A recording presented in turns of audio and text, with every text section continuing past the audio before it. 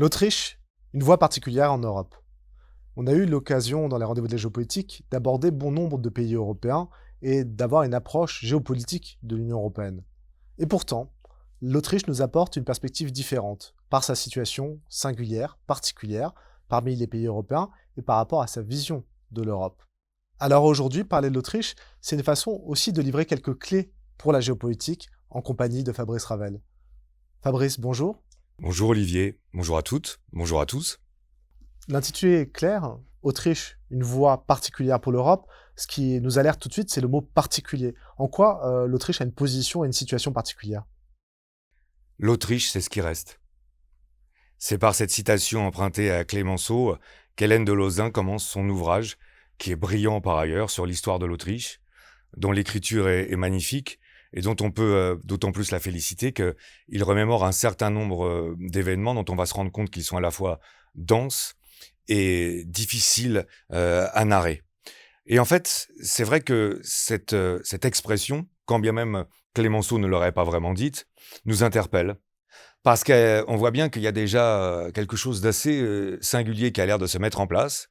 Et surtout, que si c'est ce qui reste, ça veut dire qu'auparavant, il y avait quelque chose d'autre qui était beaucoup plus vaste et qui était beaucoup plus puissant. Mais alors, que reste-t-il ? C'est peut-être par l'intermédiaire de cette question qu'on va pouvoir commencer à essayer d'esquisser un propos, une notion, une réponse telle que vous nous invitez à la faire, pour essayer de voir quelles seraient les spécificités de l'Autriche contemporaine ou de l'Autriche actuelle. Et me semble-t-il, il y a un point ou un exemple qu'on peut en particulier mettre en évidence, et qui est le fait que, si on y regarde bien, l'Autriche aujourd'hui est l'un des rares pays de l'Union européenne qui n'est pas membre de l'OTAN. En réalité, il n'y en a que 4 qui sont dans cette situation-là. L'Autriche donc, la République d'Irlande ou R, Chypre et Malte. Si on veut être d'emblée convaincu par l'aspect important de ce qu'on est en train de souligner, il faudrait en plus se remémorer qu'il y a même des pays de l'Union qui ne sont pas membres de l'Union européenne, qui sont dans l'OTAN. Je pense en particulier à la Norvège, et c'est important parce que c'est un pays fondateur de l'OTAN. De même qu'il ne sera pas inintéressant de rappeler que la Finlande a rejoint l'OTAN en 2023 et que la Suède a rejoint l'OTAN en 2024. Donc on a l'impression que par cette simple évocation, on voit bien que non seulement l'Autriche est dans une situation qui est différente, mais qu'en plus, elle n'est même pas dans une dynamique telle qu'elle a l'air de se mettre en place, avec des pays européens supplémentaires qui viennent se rajouter à l'OTAN, nonobstant le fait qu'on voit bien qu'il y a des difficultés entre les États-Unis et l'Europe sur ces questions-là. Donc déjà, voilà un premier exemple qui est en train de nous montrer qu'on a effectivement l'air d'avoir affaire à un pays qui est dans une situation particulière. Alors c'est l'une des particularités, mais ce n'est que l'une des particularités. Quelles sont les autres? Je pense qu'on peut en déceler au moins 3. Parce que dans la continuité, on va se rendre compte que l'Autriche n'est rentrée dans l'Union européenne que le 1er janvier 1995. C'est très tard. C'est très tard, surtout si on s'arrête un instant, comme la carte nous le propose là, sur son positionnement en Europe, dans l'Europe centrale ou la Mitteleuropa, pour reprendre des terminologies qui seraient propres à la civilisation, la culture ou l'histoire autrichienne, et qu'on peut rajouter que d'ailleurs, entre le fondement de la CE, donc, qui est en fait les prémices de l'Union européenne à l'heure actuelle, avec le traité de Rome le 25 mars 1957, on a eu 3 élargissements successifs, 1er janvier 73, 1er janvier 81 et 1er janvier 86, que aux 6 États initiaux, il y en a 6 autres qui se sont rajoutés, et donc là on se rend bien compte que finalement l'Autriche a attendu un temps assez long avant que de rentrer dans cette Union européenne, et que ça n'a pas l'air d'avoir été aussi évident qu'on aurait pu le penser. Ça, c'est le premier exemple qui me paraît très, très important à souligner. Et puis, il y en a un deuxième, dont j'ai le sentiment qu'on l'évoque assez rarement, c'est que si on appréhende l'Autriche dans sa configuration et sa géographie actuelle, qu'est-ce qu'on constate ? Mais que le pays existe depuis globalement, on va dire, suivant la chronologie à laquelle on s'accorde en termes de temporalité et de traité, fin 1918, début 1919. Donc en fait, ce qu'on est en train de dire, c'est que ce pays, dans sa configuration actuelle, il a 106 ans, ce qui est excessivement jeune. Et alors en plus, on pourrait faire observer qu'il y a eu l'Anschluss, donc l'intégration de l'Autriche à l'Allemagne, le 12 mars 1938, qui a été avalisé par un plébiscite le 10 avril 1938, et que si on prolonge ce raisonnement, on fera remarquer que l'Autriche n'était plus un État indépendant, mais considéré comme un territoire de la Grande Allemagne jusqu'au moins au 8 mai 45, ce qui veut dire que donc il faudrait retrancher 7 ans à ces 106 années, et que donc on se retrouve avec un pays qui aujourd'hui, paradoxalement, aurait moins de 100 ans, c'est-à-dire on en aurait 99. Alors, c'est peut-être un peu plus commun dans l'Europe orientale actuelle, mais on voit bien que là, on est sur un trait qui est très particulier par rapport à ce à quoi on est habitué, et sur des pays qui ont l'air beaucoup plus enracinés dans l'histoire, notamment, je pense à l'Europe occidentale.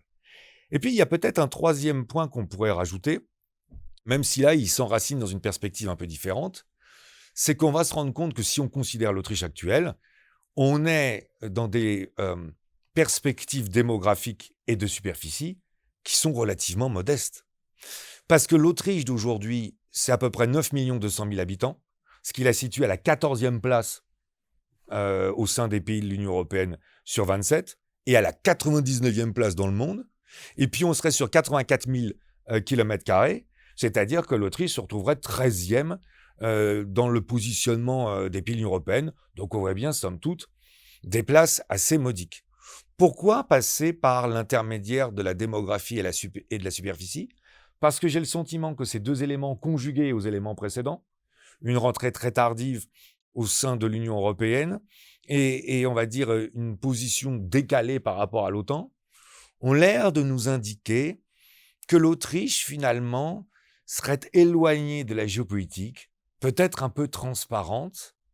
Pourtant, si on prête attention à son histoire et qu'on commence à s'y plonger de façon peut-être en l'accroissant notre attention, on va se rendre compte que peut-être il y a une sorte de début de murmure qui se met en place, qui attire notre attention, dont j'ai tendance à le qualifier un peu de musicalité géopolitique, qui peut-être va nous amener sur des considérations qui vont être totalement différentes de celles qu'on a l'air de singulariser. Oui, parce que là, on était dans une histoire relativement récente qui conduit plutôt à un retrait des affaires internationales. Mais si on prend l'Autriche dans un temps plus long, on peut voir son lien à la géopolitique et il y a certainement des enseignements à en tirer. Il y en a 4 principaux qui me paraissent très très importants et dont on va s'efforcer d'expliquer le lien que l'Autriche a et qu'est-ce que ça peut nous amener à mieux comprendre en termes de géopolitique. D'abord, il y a la neutralité. Ensuite, il y a la puissance. Ensuite, il y a la construction européenne. C'est peut-être un terme qui est un peu plus surprenant. Et puis enfin, il y a un terme qui sera peut-être plus générique, semble-t-il au départ, que géopolitique. Il y a la fin. Seulement, je m'empresse de dire à nos auditeurs que la fin en géopolitique, c'est peut-être quelque chose auquel il faut prêter une attention toute particulière. Alors, je vous propose, Fabrice, de nous arrêter sur chacun de ces points. D'abord, commençons par la neutralité, auquel on avait consacré un cours dans les rendez-vous de la géopolitique. Mais peut-être que l'Autriche peut nous apporter un complément à cette question de la neutralité. C'est très juste. Je vais t'amener à le rappeler. On avait effectivement dédié une séance de géopolitique à la neutralité. Mais là, ce qu'on peut dire d'emblée sur la neutralité par rapport à l'Autriche, c'est que c'est une neutralité politique et que c'est une neutralité souhaitée. Ça, c'est très important à expliquer. Parce que justement, quand Olivier, à juste titre, vous évoquiez une séance précédente, dans les rendez-vous géopolitiques, la neutralité en géopolitique est-elle possible d'ailleurs ? Ce qu'on n'avait pas manqué de souligner, c'est qu'on pouvait considérer qu'il y avait 3 types de neutralité. Il y a une neutralité historique, parce que le pays, on va dire, est sur le très long terme dans cette démarche, et on pense à la Suède. Il y a une neutralité qui serait plutôt géographique, parce qu'en réalité, c'est la proximité avec un adversaire qui rend indispensable le fait que vous soyez neutre. Il ne me paraît pas inutile de rappeler qu'on évoque là la Finlande et le concept de finlandisation, et que dans la perspective d'un conflit contemporain, c'est peut-être des logiques sur lesquelles il faudrait qu'on fasse plus attention. Mais la neutralité autrichienne, c'est une neutralité politique, et je vais expliquer tout de suite pourquoi. Permettez-moi de souligner, Olivier, que nous avons donc là les 3 pays, Finlande, Suède et Autriche, qui ont rejoint l'Union européenne le 1er janvier 1995, qui sont les 3 à tonalité neutre, et que par définition, ça c'est un autre sujet sur lequel on reviendra peut-être à l'avenir dans les rendez-vous de la géopolitique, c'était tout sauf neutre que de faire rentrer 3 pays dans une telle posture géopolitique. Alors revenons maintenant sur le fait que l'Autriche, c'était une neutralité politique et une neutralité voulue. Ce qu'il faut bien comprendre, en fait, c'est que l'Autriche a été, après le 8 mai 1945, occupé par l'ensemble des forces alliées, y compris les forces soviétiques. Et ça, c'est un point qui est très important à avoir à l'esprit parce que cet état de fait va perdurer jusqu'en 1955. Et en 1955, en mai 1955, il y a le traité du Belvédère.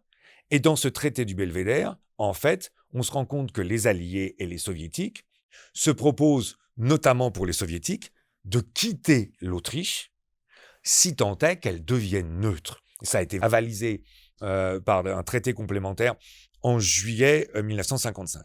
Mais ce qu'on est en train de mettre en avant est très très important. Parce que, en fait, c'est un choix qui a été fait, que l'Autriche, d'ailleurs, le met dans tous les textes qui ont suivi, mais on comprend bien que c'est, on va dire, une sorte de démarche qui se veut un satisficide donné aux Soviétiques. Parce que la première chose qu'on pourrait faire remarquer, c'est qu'en fait, l'Autriche, là aussi, est un cas singulier. C'est le seul pays que les Soviétiques ont quitté de leur plein gré après une occupation durant la guerre froide.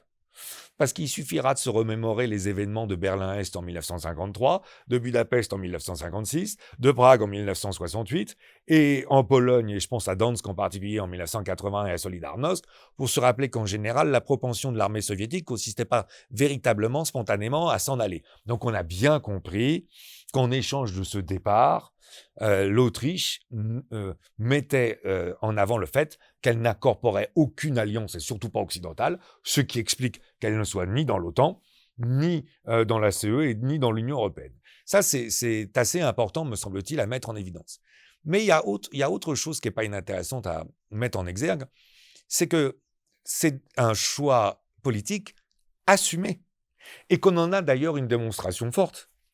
Parce que quand on regarde la fête nationale autrichienne, on se rend compte que la fête nationale autrichienne, c'est le jour où les lois sur la neutralité ont été promulguées en 1955 en Autriche. Alors on fera déjà remarquer que comme fête nationale, on connaît des pays qui ont des fêtes nationales qui s'inscrivent dans des logiques qu'on considérera comme plus martiales ou comme plus imposantes en termes de puissance géopolitique, et que là, on a véritablement affaire à presque, on va dire, une sorte d'aveu, ou en tout cas de confirmation que l'Autriche est en train d'emprunter un chemin qui est très singulier par rapport aux autres pays européens.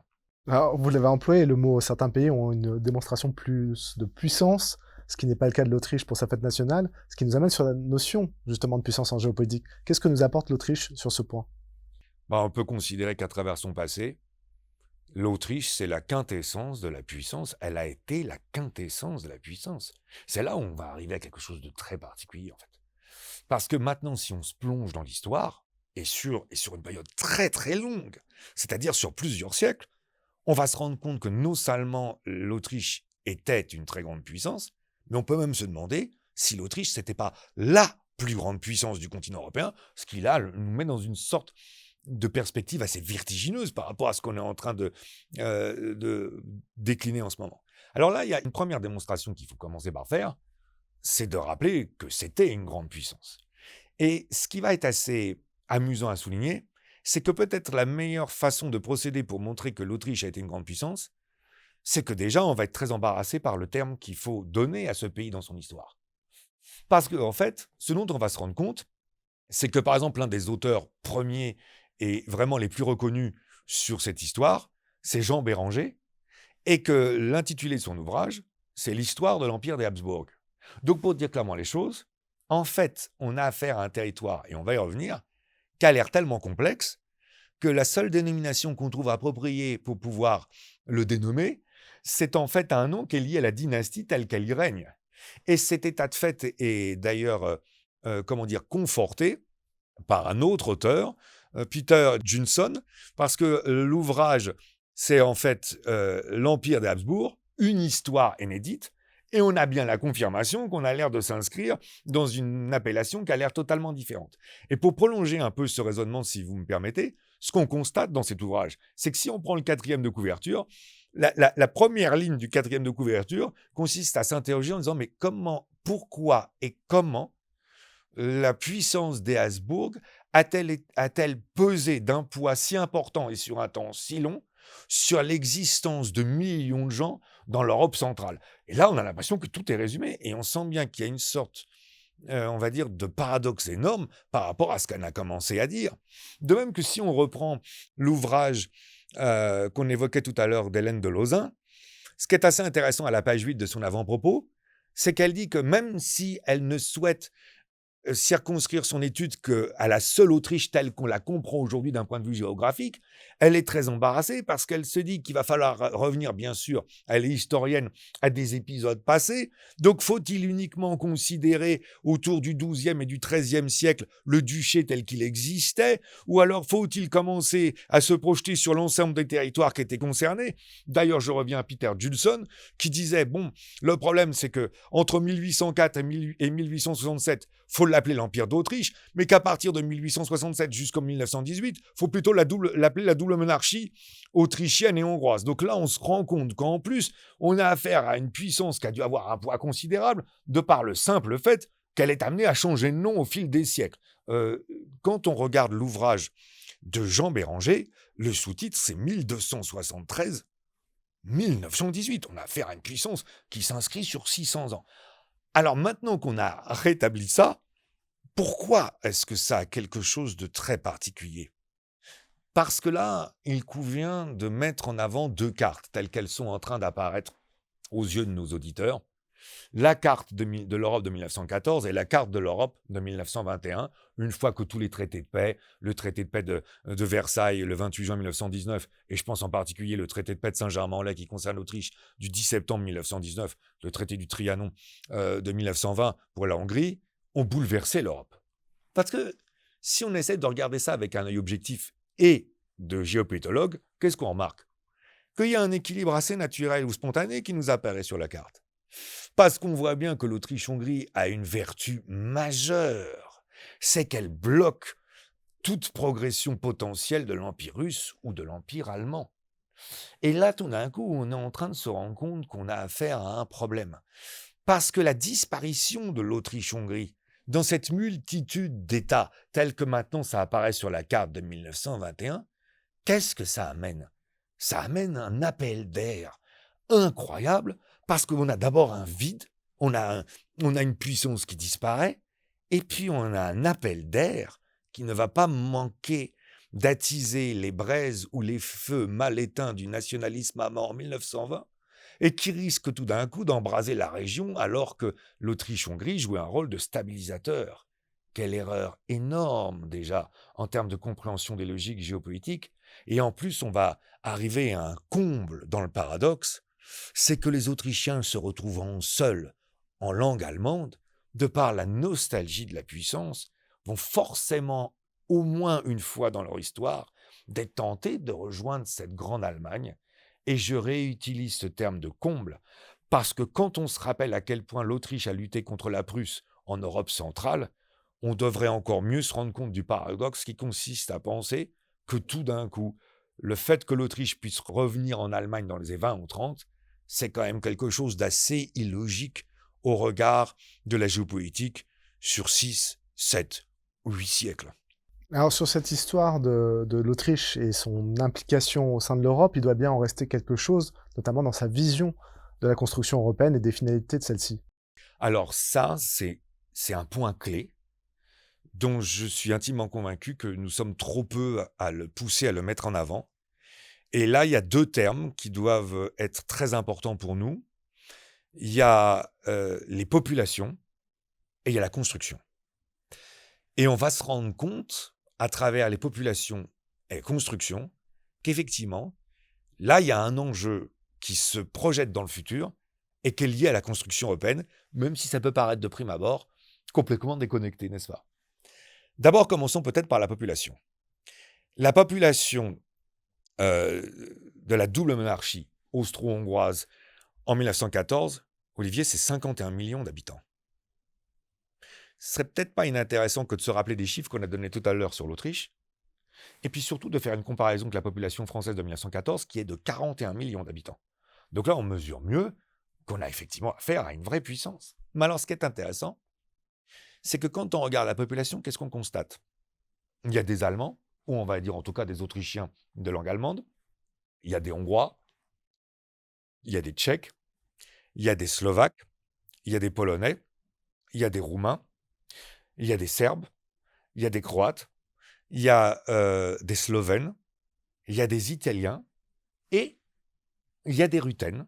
Et j'invite nos auditeurs, c'est une sorte de quiz d'interrogation, à s'interroger sur quel pourrait être bien le nom de la population aujourd'hui des Ruthènes, et que cette partie de l'Autriche-Hongrie, de s'interroger, question subsidiaire, sur où est-ce qu'elle pourrait se trouver aujourd'hui. Je pense que ça sera très très intéressant, même si en termes de clin d'œil, notre ami à la réalisation, Philippe Larocque, mettra certainement une carte d'aujourd'hui qui montrera où est-ce qu'on a l'air de se projeter. Donc, ce qui est très important à signaler, c'est qu'on a là 10 ou 11 nationalités, ce qui amène nécessairement à une construction.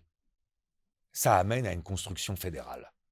Parce que là, on se rend bien compte qu'on est en train de faire vivre ou de faire coexister ensemble 10 ou 11 peuples. Et ce qui est intéressant en guise de transition, si vous me permettez, c'est de se rappeler ce que ces merveilleux écrivains autrichiens, je pense à M. Roth en particulier, disaient.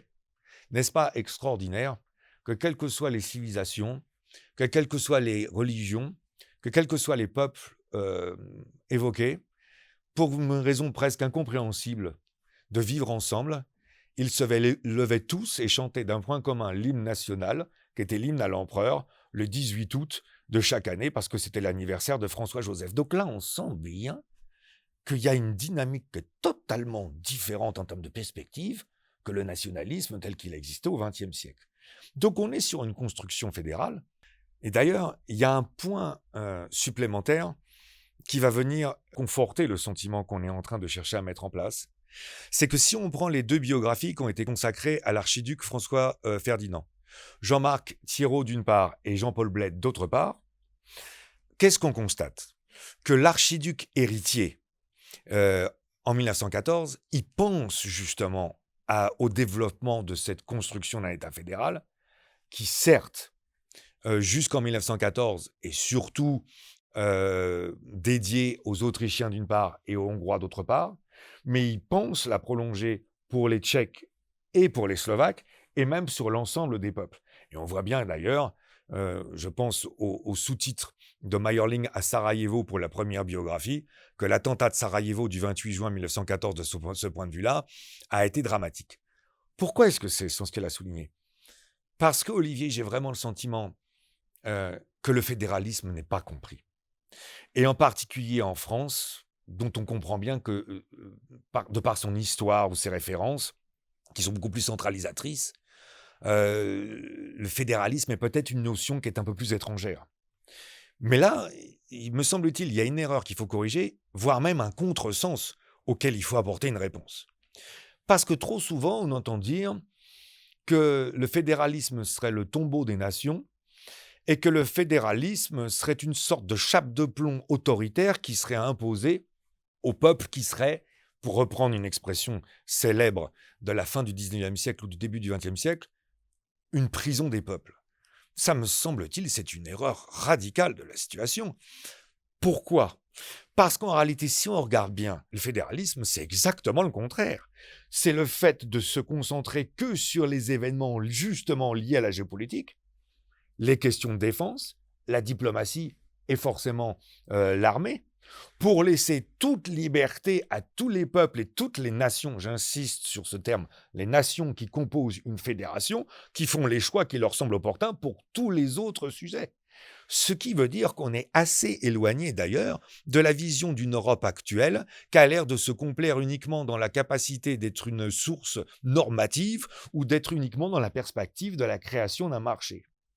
De même que je crois qu'on peut s'ériger totalement en faux contre cette logique qui consisterait à dire « oui, mais bon, quand même, on aurait du mal à considérer qu'une armée fédérale de type européenne, on l'entend de nombreuses fois sur les plateaux de télévision en ce moment, ne serait pas prête à combattre pour des pays auxquels elle ne serait pas attachée et pour lesquels le drapeau n'aurait pas de sens. » Alors là, c'est l'ouvrage d'Henri Hortelan qui va nous être très précieux, Parce que c'est l'histoire de l'armée austro-hongroise de 1867 à 1918.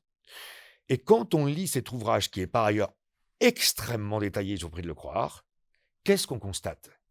Que contrairement aux attentes des Alliés en 1914-1915 d'une part, et que contrairement aux avis postérieurs à la Première Guerre mondiale, que l'armée austro-hongroise s'est battue avec un courage exemplaire, parfois avec des moyens bien inférieurs à celles de ses adversaires, de surcroît sur 3 fronts en même temps, le front oriental, le front des Balkans et le front italien, et que, en réalité, cette armée n'implose pas du tout et qu'elle ne commence qu'à se désagréger suite aux secousses politiques à l'intérieur de la double monarchie et quand il apparaît que les empires centraux s'écroulent. Me semble-t-il ça, c'est vraiment un enseignement majeur tel que l'Autriche, à travers son histoire, nous renvoie vers la géopolitique. Alors, il y a un autre terme, c'est le dernier, un dernier terme qui est relié à la géopolitique et qui est associé à l'Autriche, c'est celui de fin. Et là, on a une dimension dramatique. Comment et pourquoi relier l'Autriche à cette dimension dramatique? Parce qu'à travers son histoire et sa fin, l'Autriche nous rappelle une logique fondamentale de la géopolitique: les États sont mortels. Et que quand on va se remémorer quelques aspects de celle-ci, on va se rendre compte qu'il y a 2 termes qu'on peut avoir à l'esprit, c'est brutal et chaos. Et me semble-t-il, pour mieux percevoir ou essayer de faire ressentir, je dirais même presque créer une émotion auprès de nos auditeurs maintenant, je pense qu'il y a un ouvrage qu'il faut considérer en particulier, déjà à travers son titre. C'est un autre ouvrage de Jean-Paul Bled, c'est L'agonie d'une monarchie, jusqu'en 1920. Parce que déjà là, le titre nous permet de comprendre qu'on va rentrer dans une tourmente. Et tourmente, c'est le terme qui convient, parce que cet auteur est véritablement merveilleux.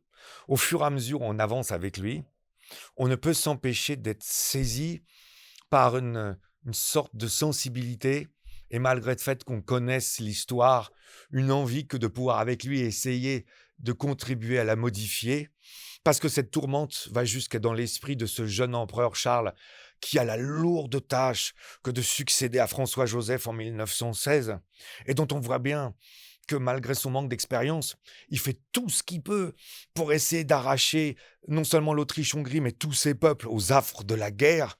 Mais on sent bien qu'inexorablement, il va être aspiré par cette tourmente. Et en conjugaison avec ce titre, je pense notamment à la couverture dans la collection Talendier, on a cette photo où on voit cette une image qui nous aspire tout de suite.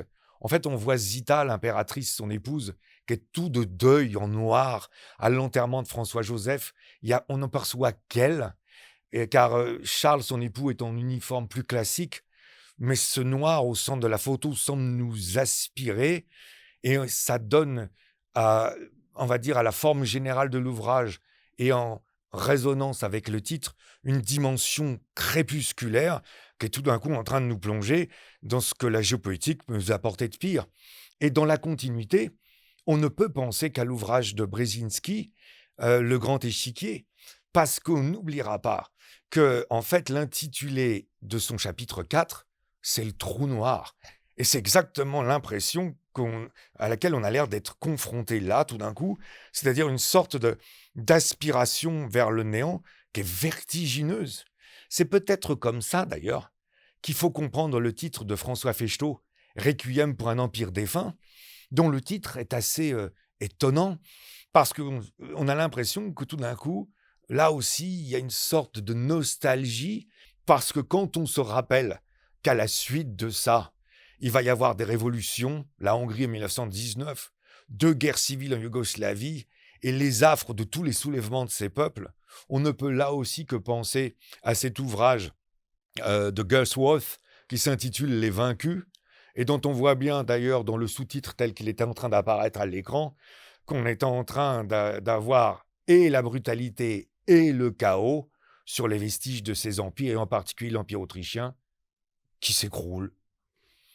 Donc, on a l'impression que tout ça est en train de nourrir une nostalgie qui d'ailleurs est en train de croître au fur et à mesure où le temps nous sépare des événements qu'on est en train de narrer.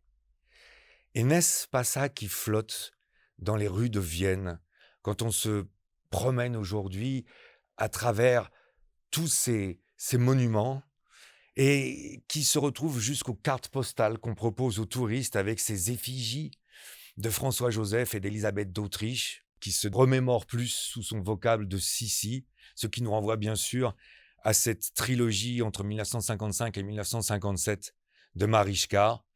D'autant plus la technologie Technicolor a l'air de nous donner une sorte de charme désuet, avec ses couleurs pastel, ses bons sentiments. On a presque envie de dire une sorte d'ambiance un peu naïve ou un peu guimauve, dont d'ailleurs on fera remarquer que pour celles et ceux qui se donnent la peine de se pencher sur la biographie d'Élisabeth d'Autriche, ce que nous permet Brigitte Hamann, elle est très éloignée de la réalité, mais il y a presque là comme un besoin que de compenser un passé qui n'est plus et un avenir sur lequel on peut peut-être s'interroger dans la dernière question de notre séance. Oui, parce que là, nous, on a fait un chemin à rebours, on est parti de la situation actuelle et la particularité de l'Autriche dans la situation actuelle. On est revenu à travers l'histoire de l'Autriche à son positionnement singulier au sein de l'Europe. Maintenant, que peut-on attendre et que peut-on dire de l'Autriche pour demain et pour l'avenir? En fait, l'Autriche, c'est plus qu'une voie particulière, c'est une voie singulière. Parce que si on considère l'Autriche contemporaine, ce dont on se rend compte, c'est qu'elle a l'air confinée en dehors de la géopolitique. Alors que paradoxalement, elle a été un des plus grands acteurs, l'une des plus grandes puissances, si ce n'est la plus grande puissance du continent européen pendant des siècles. Donc là, ce qui peut nous interpeller, c'est le fait de considérer qu'au regard de ce passé, on a le sentiment que l'avenir ne peut être qu'une seule chose en fait pour l'Autriche, c'est le fait de contempler un passé qui n'est plus et un avenir qui ne peut pas être. Donc en fait, la voie qu'est en train d'emprunter l'Autriche, c'est plus qu'un chemin. Et si vous me permettez, en réalité, c'est peut-être une voie qu'on entendait avant, mais qui aujourd'hui devient imperceptible, atone. C'est une voix qui s'éteint.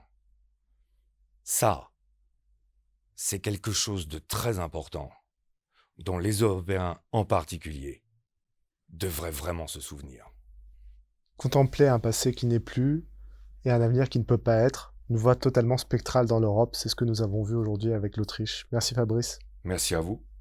Nous voici donc arrivés au terme de ce nouveau numéro des Rendez-vous de la géopolitique. Merci à toutes, merci à tous de nous avoir suivis.